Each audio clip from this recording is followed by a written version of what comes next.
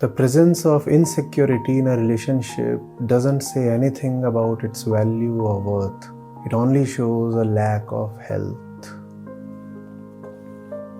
कई बार हमें लगता है कि अगर हम किसी को लेकर के बहुत पॉसेसिव है, ऑब्सेसिव है, अटैच्ड है, तो इसका कुछ ना कुछ संबंध प्यार से होगा। हमें लगता है कि ये जो दूसरे को थोड़ा पकड़ कर रखने की चाहत होती है, दूसरा छिटक न जाए, इसको लेकर के जो डर और इनसिक्योरिटी होती है, इसका रिश्ता प्यार से होता है।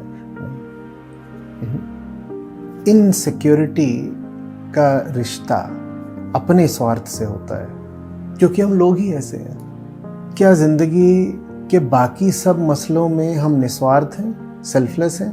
अगर नहीं है तो जो इंसान में हमारी ज़िंदगी में है, जिन लोगों से हम रिश्ते में हैं, उनको लेकर भी हम सेल्फलेस कैसे हो जाएंगे?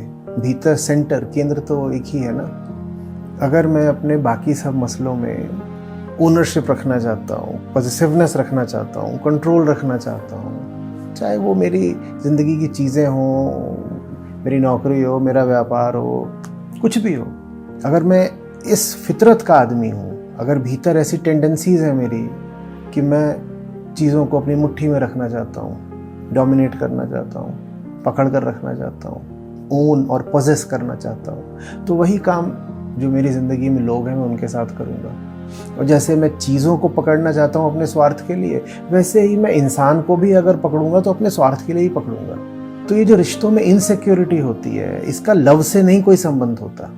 ये प्रेम की सूचना नहीं देती, ये बस इस बात की सूचक होती है कि भीतर जो स्वार्थ बैठा है वो इंसान को भी जकड़ लेना चाहता है। हाँ, नाम प्रेम का ले रहा है, क्योंकि कोई खुल करके कैसे कहेगा कि मैं अपने स्वार्थ की खातिर तुम्हें पकड़ रहा हूँ, तो नाम प्रेम का लिया जाता है। लेकिन काम बहुत सेल्फ सेंटर्ड होता है।